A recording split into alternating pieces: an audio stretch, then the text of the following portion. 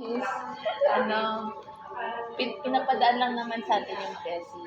So, we need to share it to others naman. Like, hindi tayo binibigyan ng Lord ng blessing, especially monetary, para lang i-withhold natin siya, maging selfish natin.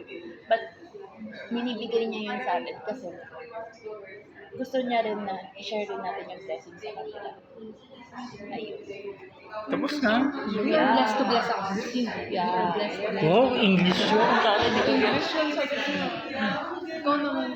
Ikaw, kuya.